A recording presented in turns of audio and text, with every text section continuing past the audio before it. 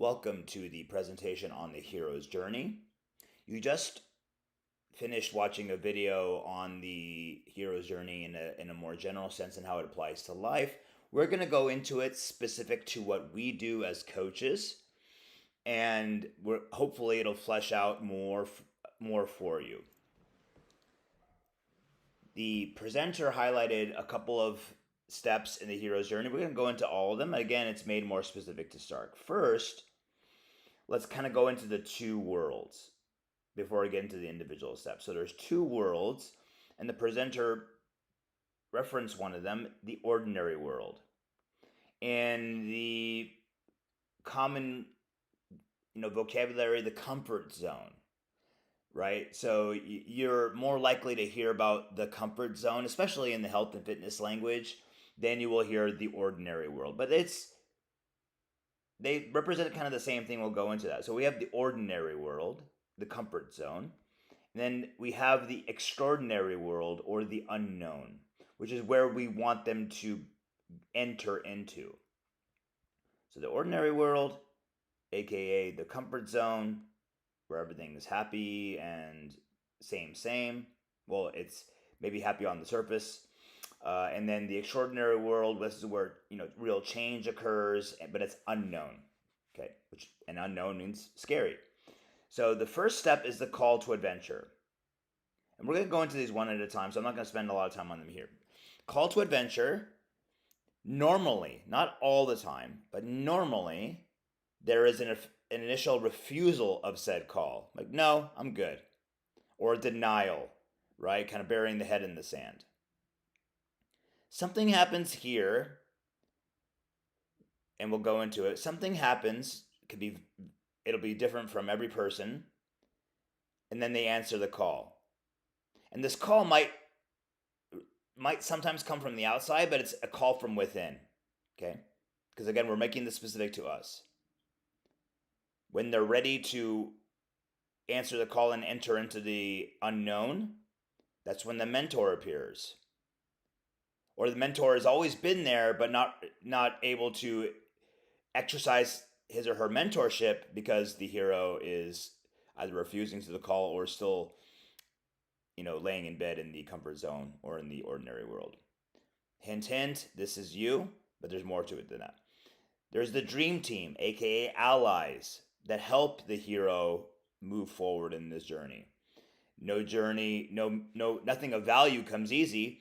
So there are going to be challenges and temptations. There are going to be bumps in the road. There are going to be valleys that the dream team and the mentor will help provide perspective and resilience to the hero, some courage. And then there's the ultimate slaying of the dragon. This might be multiple dragons along the way. This might be one giant obstacle. There is the reward, and we're also going to go into the rewards can also exist through this journey. It doesn't just happen here, but there's a reward. They come back to the ordinary world. They come back to their comfort zone, but with a higher level of mission.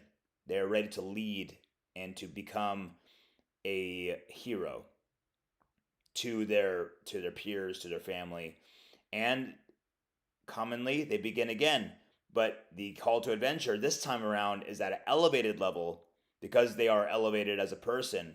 So they start with, let's say level 1 is doing this, then they go to level 2, level 3, infinity, until the world is a better place. Let's talk about the ordinary world. The comfort zone.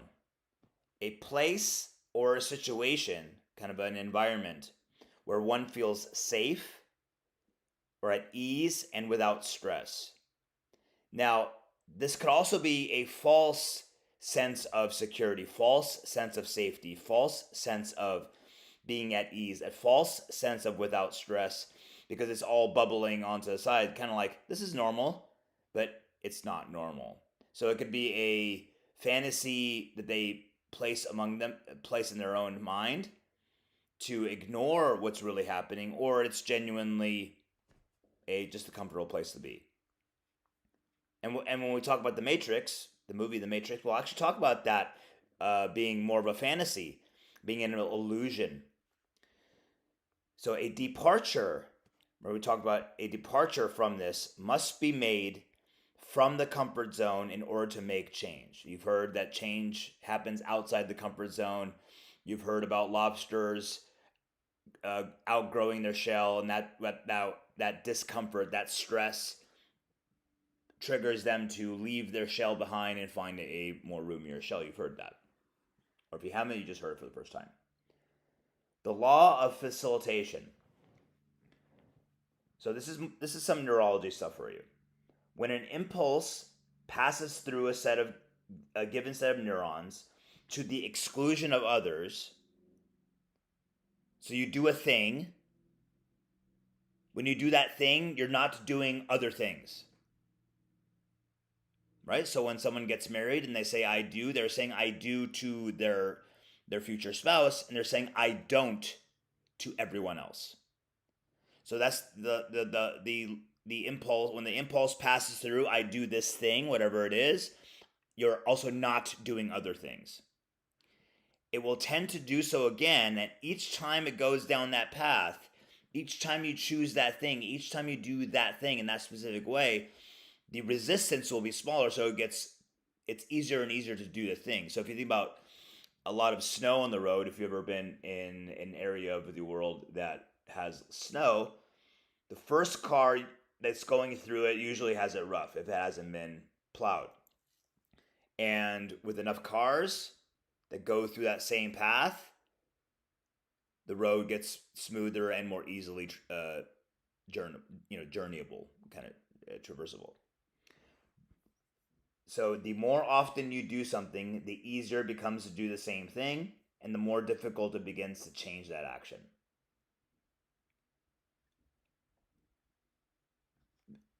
To sum it up, change is hard. Right? You knew it. Your students know it. Change is hard. And this is a big reason why, because that comfort zone is comfortable. And the longer you ever think about like a couch that's just real kind of formed to your body, and it kind of fits you like a glove. Well, change is hard. Getting a new couch, getting a new sofa, leaving the comfort zone, change is hard. Here's a beautiful example of the comfort zone, the Shire from the Lord of the Rings, where the hobbits hang out.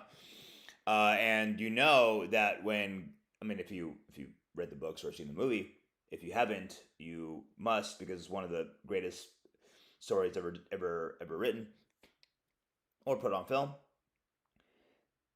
The hobbits are kind of resistant to leaving the Shire, right? Clearly, right? You got some foliage. They got their drinks and all their food. They have second breakfast. So they're living a really good life in this comfort zone. But in order to affect the true change, to move the plot forward, they have to leave the comfort zone. If they don't leave the comfort zone, the plot does not move forward, the story does not unfold, and we do not pass go. Harry Potter has to go to Hogwarts. Frodo has to leave the Shire, and as we'll go into, you got to leave your home, to metaphorically speaking. So the call to adventure. I want to change. I want it to change, but we just covered that change is hard. I want to change, but change is hard. So there are three. There's a variety of ways of categorizing goals. I just found this one to be easy. So a goal is a reason to change. Your goal isn't usually the exact same thing that you already have,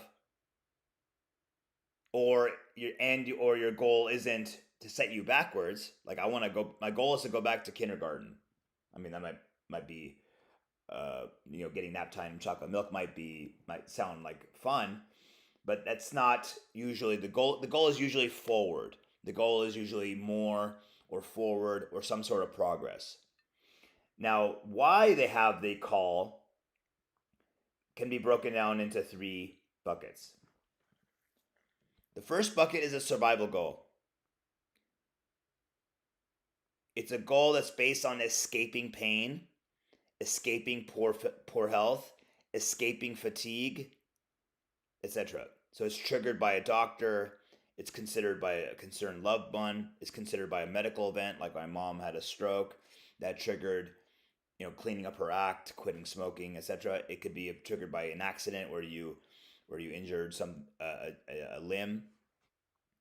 Your doctor tells you that you're gonna have a really tragic incident if you don't make a change.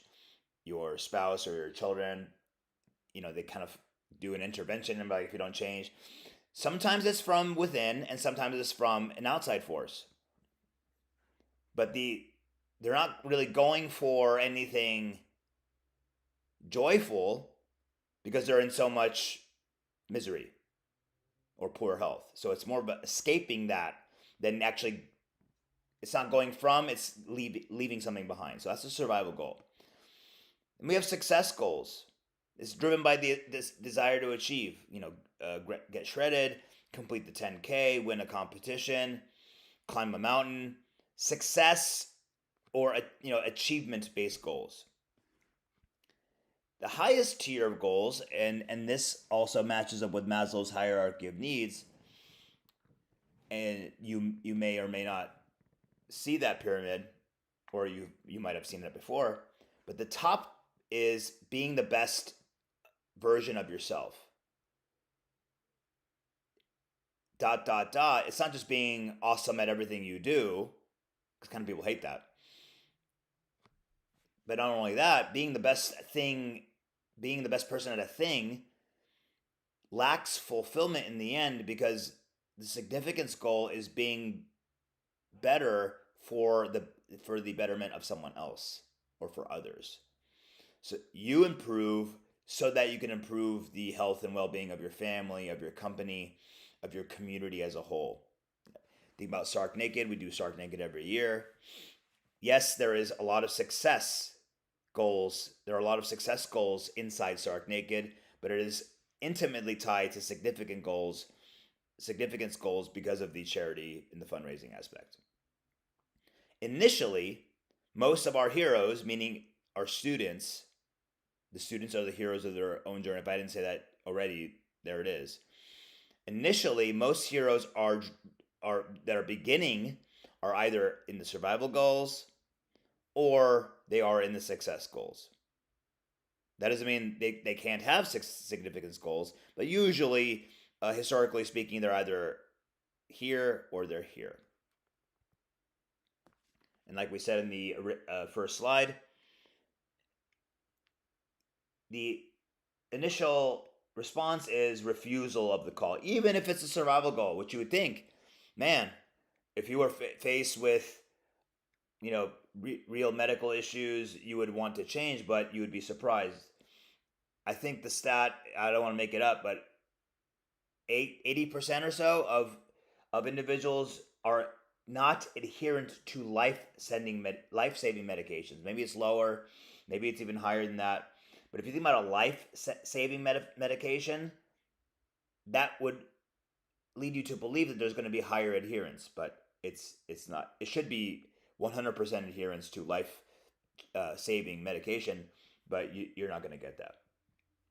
So the hero's ego, their fear, or other distractions being work, distractions being play, distractions being Netflix, distractions being social gatherings, on and on and on, prevents them from leaving the comfort zone and into the unknown.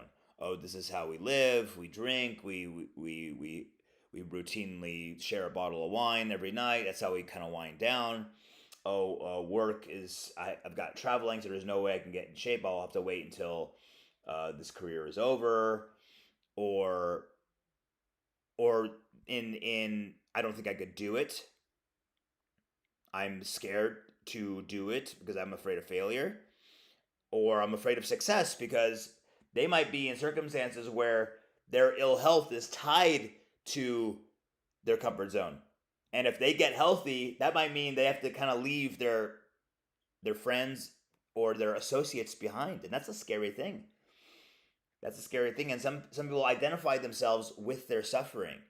So someone who's had back pain or knee pain for 20 years or 30 years, and that's all they talk about, or they manage to sneak it in into every conversation. When it ceases to exist, who are they? And of course, it's their ego. So they are above the change. They don't need to. They're good. They know how to. They know how to eat. They know how to do whatever. But these are all just understandable defense mechanisms that someone, the hero, will use to avoid change. Because remember, change is hard, and sometimes it's too hard. And that's where we come in. But we'll get into that a little bit later. So in this case, in this kind of, if you were to break it down to an equation, the desire to remain the same is greater than the desire to change. And that's okay. That's okay. If someone comes in with this and we treat them like the opposite, which we'll get into, we're going to have a really hard time. And the results, if they occur, won't be as sustainable. Until this flips, that's where we're going to get. So the goal is not strong enough yet. And so they go back to the status quo, eating the same, exercising the same, or more likely not at all, continued mismanagement of their health, and giving up through inaction. So giving up before it even gets started. Here is a cinematic example of the hero, in this case Luke Skywalker, who was world famous. I mean, the character was, world famous for leading the resistance and the overthrowing of the Empire. So here is a refusal of the call. This is our most desperate hour. Help me, Obi-Wan Kenobi. You're my only hope.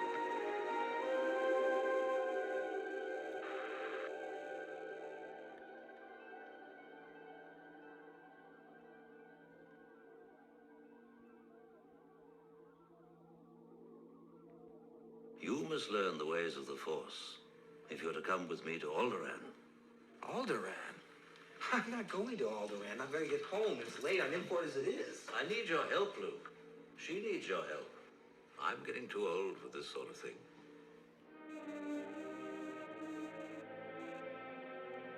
Listen, I can't get involved. I've got work to do. It's not that I like the Empire. I hate it, but there's nothing I can do about it right now. It's all such a long way from here. That's your uncle talking. Lord, my uncle. How am I ever going to explain this? Learn about the Force, Luke.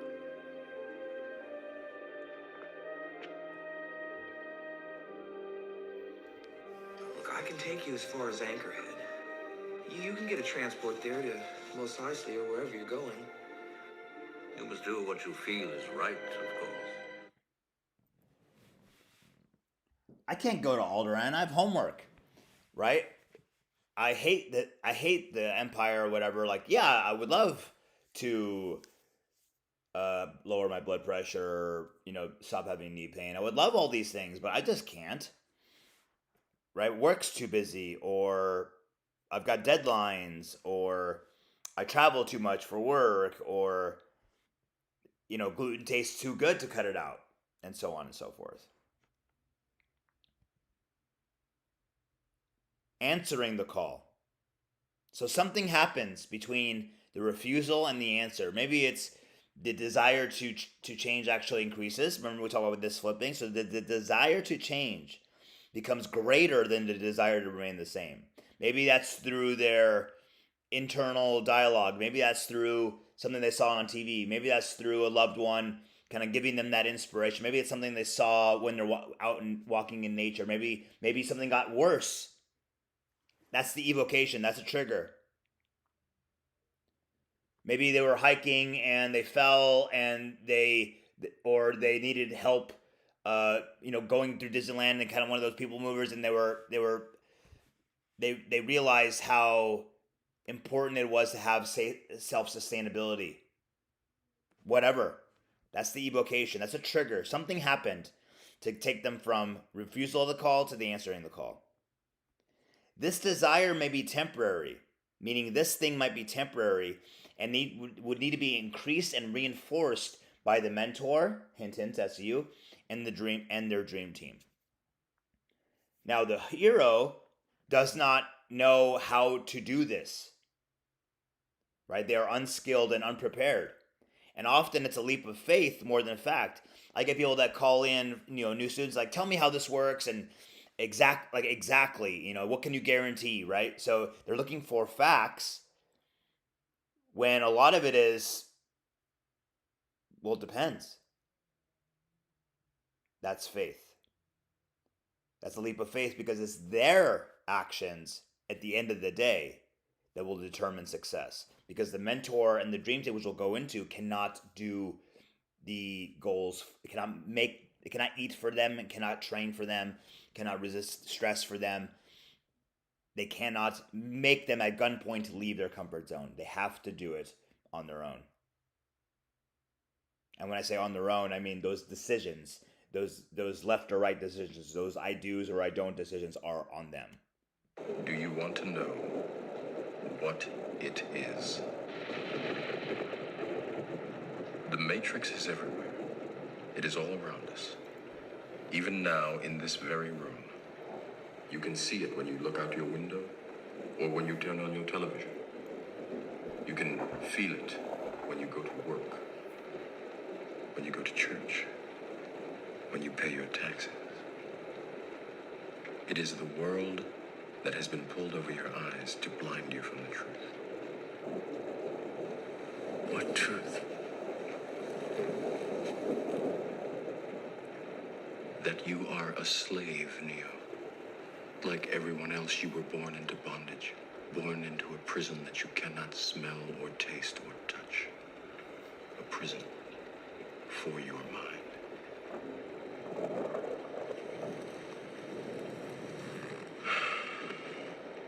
Unfortunately, no one can be told what the Matrix is.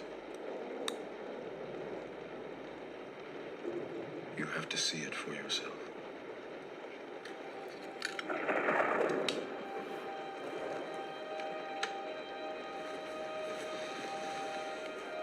This is your last chance. After this, there is no turning back. You take the blue pill, the story ends. You wake up in your bed and believe whatever you want to believe.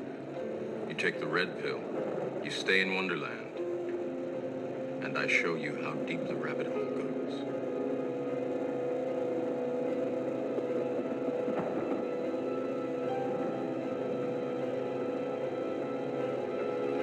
Remember, all I'm offering is the truth.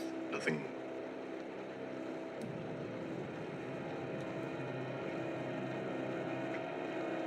So he's ready. He's scared. He doesn't know what's going to happen. Follow me. This is where we'll end. The hero just answered the call. This is where we'll end. This is where we'll end, and we will continue in part 2. You just answered the heroes just answered the call. Now we're getting interesting.